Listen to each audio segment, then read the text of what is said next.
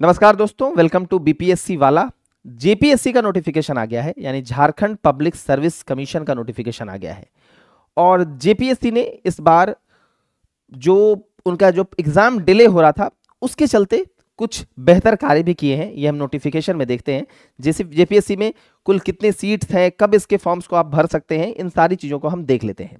ठीक है, तो देखिए यहाँ पर सबसे पहले जो ऑनलाइन आवेदन भरने की तिथि है वो 1/2/2024 यानी 1 फरवरी से चालू हो जाएगी। 29 फरवरी तक ये आवेदन भरने की अंतिम तिथि रहेगी, मतलब 5 बजे तक। उसके बाद परीक्षा शुल्क भुगतान करने की अंतिम तिथि 1 मार्च रहेगी और प्रारंभिक परीक्षा की संभावित तिथि 17 मार्च 2024 होगी। बड़ा मुश्किल है कि मतलब इतने कम समय में एग्जाम कंडक्ट कराना, लेकिन फिर भी 17 मार्च 2024 को एग्जाम कंडक्ट हो सकता है प्रीलिम्स का। आपको उसी के हिसाब से काम करना है। ठीक है, विज्ञापन से संबंधित किसी भी प्रकार की जानकारी के लिए आयोग का हेल्पलाइन नंबर दिया हुआ है, यहां पर कॉल करिए और सीधे तरीके से पूछ लीजिए भैया कोई भी अगर आपको इशू है। ठीक है, थोड़ा सा नोटिफिकेशन पर आते हैं। यहाँ पर देखिए जैसे उप समाहर्ता प्रशासनिक सुधार तथा राजभाषा, इसके लिए भी कुछ पद है।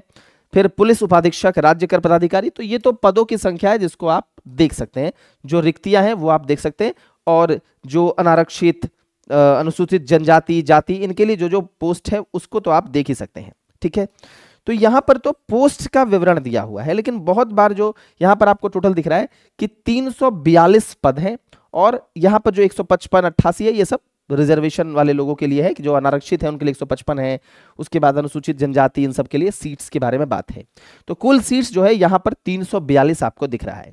लेकिन मैं यहां पर एक बात बताना आपको चाहूंगा, यहां पर जो है कि किस पोस्ट का क्या पे स्केल रहेगा। जैसे उप समाहर्ता का जो पे स्केल है वो 5400 है, पुलिस उपाधीक्षक का जो पोस्ट है वो 5400 है, राज्य कर पदाधिकारी का भी 5400 है। तो यहां पर जो है वो दिया हुआ है कि भाई वेतनमान क्या रहेगा। मेन जो चीज है वो ये है, यहां पर जो उम्र सीमा है उसमें बदलाव देखने को मिला है। क्या था कि भैया एग्जाम तो ले नहीं रहे थे ये लोग, तो जब एग्जाम नहीं ले रहे थे तो फिर कैसे ये एज डिसाइड करते। तो इसीलिए इन्होंने क्या किया कि अपर एज लिमिट को लेने के लिए यहां पर इन्होंने जो है वो ईयर जो है वो चेंज कर दिया है। मैं आपको दिखाता हूं, देखिए उम्र की जो गणना ये कर रहे हैं, तो उम्र की गणना तिथि यहां ध्यान दीजिएगा 2017, 1/8/2017। ठीक है, 1/8/2017 से ये उम्र की गणना करेंगे, यानी 2024 से नहीं करेंगे या 2023 से नहीं करेंगे, 1/8/2017 से करेंगे, क्योंकि आयोग का एग्जाम हो नहीं रहा था। तो इसमें लगातार बच्चों की मांग थी कि आप एग्जाम नहीं ले रहे हैं और हमारा एज तो बढ़ता जा रहा है, और जब हमारा एज बढ़ रहा है तो हम, आप जब एग्जाम लेंगे उस समय तो हम एज लिमिट हमारा क्रॉस हो जाएगा। तो इसीलिए आप 2017 से इसकी काउंटिंग करिए। तो 2017 से जो है वो काउंटिंग हो रही है। हालांकि न्यूनतम जो काउंटिंग है, न्यूनतम उम्र की गणना तिथि 1/8/2024 के आधार पर की जाएगी। तो ये सबसे महत्वपूर्ण बात है जिसको आपको ध्यान में रखना है। उम्र सीमा सिंपल है। अगर हम बात करें उम्र सीमा के बारे में, तो उम्र सीमा जो है वो यहां पर लिखा हुआ है, एक्सट्रीमली बैकवर्ड क्लास के लिए 37 ईयर्स, फीमेल जो अनरिजर्व्ड है और एक्सट्रीमली बैकवर्ड है उनके 38 ईयर्स, शेड्यूल ट्राइब्स 40 ईयर्स, और जो पर्सन विथ बेंचमार्क डिसेबिलिटी है उनको 10 साल का रिलैक्सेशन है। एक्स सर्विसमैन को 5 ईयर्स का रिलैक्सेशन है उनके रिस्पेक्टिव कैटेगरीज में। न्यूनतम जो आयु है 21 साल है, और अधिकतम जो एज लिमिट है अनरिजर्व्ड कैटेगरी के लिए वो 35 साल है। लेकिन 35 साल आपको जोड़ना कब से है? 2017 से जोड़ना है, 2024 से नहीं जोड़ना है, क्योंकि 7 साल तो इधर ही निकल जाएगा। 2017 से जोड़ना है क्योंकि एग्जाम आयोग रेगुलर नहीं ले रहा था। ठीक है, ये बात है।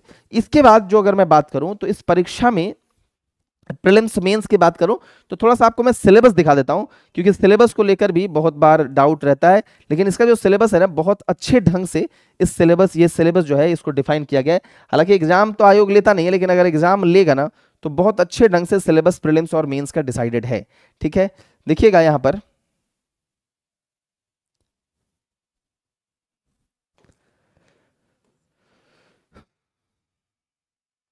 यहां देखिए स्पष्ट तौर पर अगर प्रीलिम्स की बात करें तो यहां पर लिखा हुआ है कि एंशिएंट इंडिया से 5 क्वेश्चन ही पूछा जाएगा, मिडेबल से 5, मॉडर्न से 5, एकदम स्पष्ट लिखा हुआ है। ऐसा नहीं कि कितना पूछा जाएगा टोटल, तो टोटल 15 क्वेश्चन, ज्योग्राफी से टोटल 10 क्वेश्चन और उसको भी बांट दिया गया है। इंडियन पॉलिटी से 10 क्वेश्चन, उसको भी बांट दिया गया है। इकोनॉमिक और सस्टेनेबल डेवलपमेंट से 10 क्वेश्चन, उसको भी बांट दिया गया है। साइंस एंड टेक्नोलॉजी से 10-15 क्वेश्चन, उसको भी बांटा गया है। झारखंड स्पेसिफिक क्वेश्चन रहेंगे 10 क्वेश्चन उसको भी, और 15 क्वेश्चन जो है वो नेशनल और इंटरनेशनल करंट अफेयर्स के होंगे।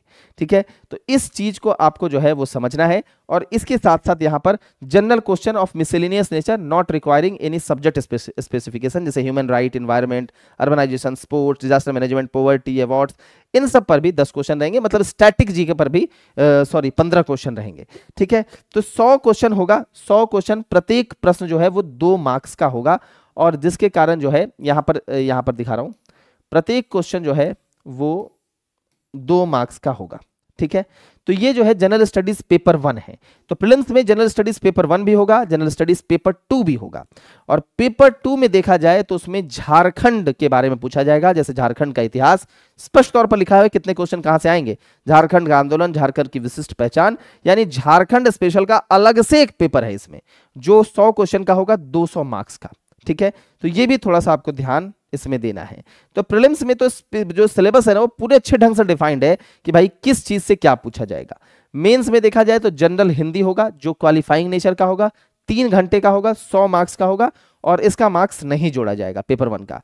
पेपर 2 में जो लैंग्वेज है, लैंग्वेज पेपर है, ये डिस्क्रिप्टिव टाइप का होगा, 3 घंटे का होगा, 150 मार्क्स का होगा। यहां पर लैंग्वेज है जिसको आप चूज कर सकते हैं, 15 लैंग्वेजेज है लगभग लिस्ट में, उसको आप चूज कर सकते हैं। पेपर 3 में सोशल साइंसेस होगा, जिसमें 2 डिस्टिंक्ट सेक्शन होगा, हिस्ट्री और ज्योग्राफी का, 3 घंटे का, 200 होगा डिस्क्रिप्टिव। पेपर 4 में भी 3 घंटे, 200 डिस्क्रिप्टिव।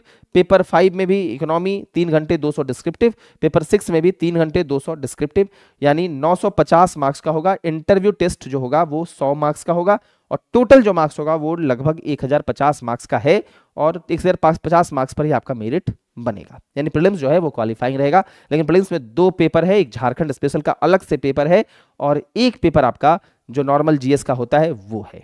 ठीक है, और बहुत अच्छे ढंग से इसको कैटेगराइज कर दिया गया है।